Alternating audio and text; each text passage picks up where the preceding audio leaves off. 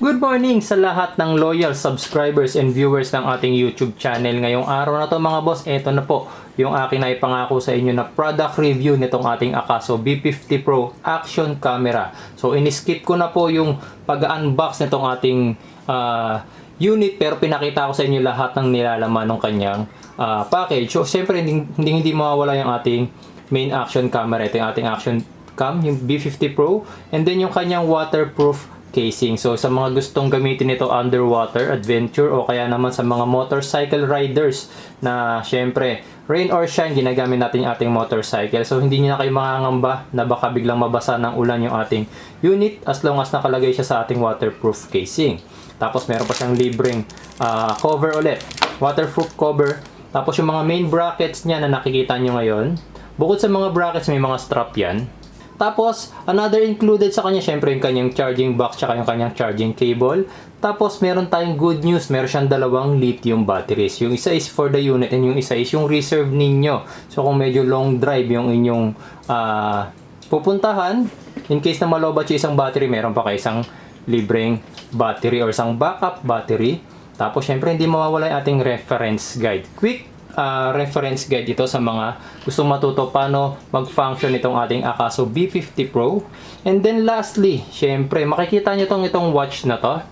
That is the remote watch o yung RF watch niya. So pwede nating makontrol itong ating action camera using the watch. Video resolution, this camera has 6 resolution na pwede nating iset. 4K 30 fps, 2.7K 30 fps, 1080p 60 fps, meron ding 1080p na 30 fps, 720p na 120 fps, and then 720p na 60 fps. Another settings na kailangan ninyong malaman dito sa ating action camera is the angle. Ayan. So makikita nyo meron ditong narrow, medium, wide, and then super wide. So itong angle na to is yung lapad nung nakikita ng ating camera. So gagawa ako ng video para makita nyo yun. Before we go outside, ipapakita ko muna sa inyo yung isa sa main feature nitong ating action camera, which is yung Wi-Fi function niya. So it doesn't mean na kailangan niya nakakonect sa ating internet connection kasi siya mismo yung magpo-provide ng Wi-Fi connection. But first, we need to download this app. Ayan. Itong iSmart Pro Plus, ayan. Itong iSmart Pro, pwede nyo siyang i-download through Play Store o kaya App Store. Ayan. So, since naka-download na siya sa aking cellphone, ang next thing na gagawin natin is i-open yung Wi-Fi function nitong ating camera.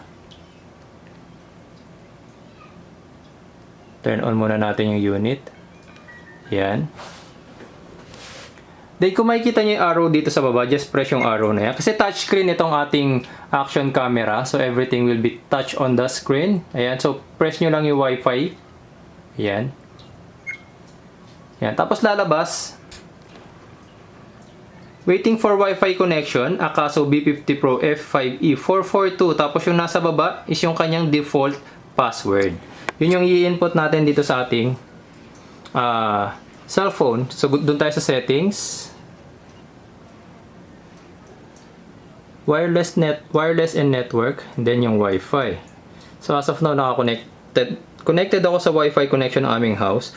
So ito yung Akaso. Ayan. Na-connect ko na siya kanina, pero if you want to see, pwede nating i-forget yan. Yan, since na-forget na natin, ito na siya. Then, enter yung kanyang default password. So yung default password niya, napakadali. Okay. Wait lang natin siyang mag-connect. Okay, connected na siya. Pagka-open natin ang app, makikita niyo dyan yung connect the camera and my album. So, itong ating action camera, wala pa siyang recorded video kasi nga, nagsisimula pa lang tayo ng ating review. So, connect the camera tayo. Pag sinabing connect the camera, ang makikita natin dito is yung exact footage na nakikita ng ating camera ngayon. So, press lang natin yan. Yan. Hintay lang natin hanggang sa mag-connect. So, makikita nyo white. Kasi yung camera natin is nakatutok sa aming wall. So, gagawin ko, ilalagay ko to sa isang stand. Somewhere here. Ayan. Wait. Landscape natin. Ayan. So, gagalawin ko ngayon itong ating action camera. Bibigyan ko kayo ng tour dito sa loob ng aking Zen room. Ito yung aking room kung saan ko ginagawa ang lahat ng aking mga vlogs. Ayan. So dito natin siya titignan sa ating cellphone kung ano yung makikita ng ating camera. Ayan. So ginagalaw ko yung camera ngayon, nagro-rotate siya. Ayan. So as of now, kung nakikita niyo yung mga teddy bear na yon, kasi yung ating action cam is nakaharap doon. Ayan. Yan yung kagandahan niya. Okay. Okay, makikita niyo na yung aking mumunting laruan dyan. And then yung aking computer.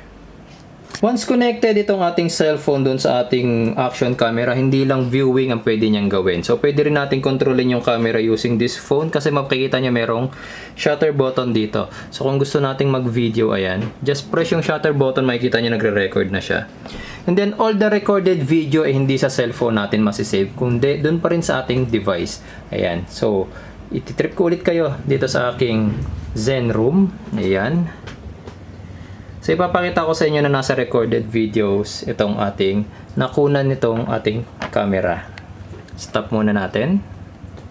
Dito tayo sa image icon na to. Then wala tayong tinake na photo, instead nag-video tayo. Ito siya kanina, yung sa merong keyboard. Play natin. Tapos since na-record sa ating device yung video footage na yan, pwede nating i-play or pwede nating i-download. Okay, so para pag dinownload natin, of course, masisave na siya rito sa ating cellphone.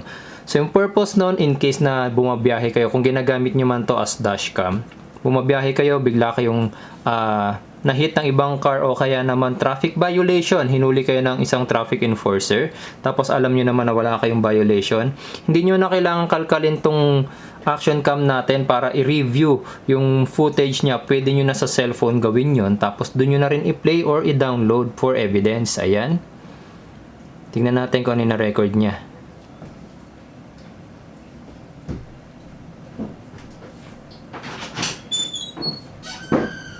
And also guys, kapag connected pa kayo sa ating action cam, nakikita nyo itong settings button na to. Pag pinindot nyo yan, pwede nyo i-change yung settings ng mismong camera natin. Makikita nyo control, beep, shutter, lahat is nandito. And also pati yung sa resolution. Ito yung video setup natin, di ba? Resolution. Ayan, back muna natin. As of now, nasa 4K siya. 4K resolution, 30 FPS. Pag pinalitan natin ang kanyang resolution, makikita ninyo. Ayan. So kung gusto nyo babaan while driving, kunyari naka-mount na sa helmet ninyo itong ating action camera, so mahirap naman kung doon nyo pa sa i-access. Tapos naka-wifi naman siya dito sa ating cellphone, pwede naman. Kaya makikita nyo, kung gusto nyo gawing lowest resolution, pwede nyo pindutin yan. Then settings succeeded, lalabas. Then kapag nag-back kayo, makikita nyo yung 4K 30 HD 60 na lang. Ngayon naman ay ipapakita ko sa inyo yung RF remote o yung remote watch niya. So ang gagawin natin ngayon, dun ulit, kanina, kung Wi-Fi function yung ating pinindot. Ngayon naman yung RF. Yan. Pindutin nyo lang yung RF. Ito. Yan. Tapos turn on nyo tong ating watch. Yan. Kapag umilaw na siya, ibig sabihin, activated na yung ating watch. Tapos ang gagawin natin, titignan natin kung makokontrol natin. As of now, hindi pa nagre-record itong ating action cam. So, ipipress ko lang itong ating record button. Ayan.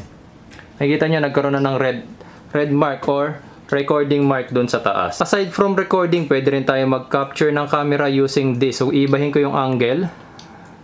Ayan. Then, pressing the camera button. Yun. Narinig nyo, nagkaroon ng shutter sound.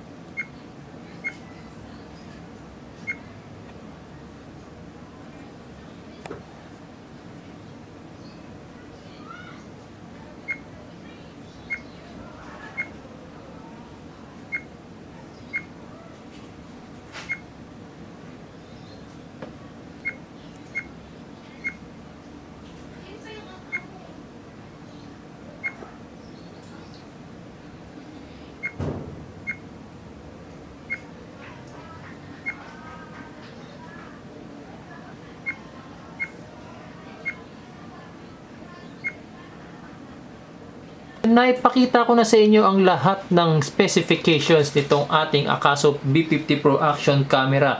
So sa mga interested na bumili nito mga boss, ilalagay ko po yung product link doon sa video description sa ibaba. And then sa pin comments mga boss, click nyo lang po yon.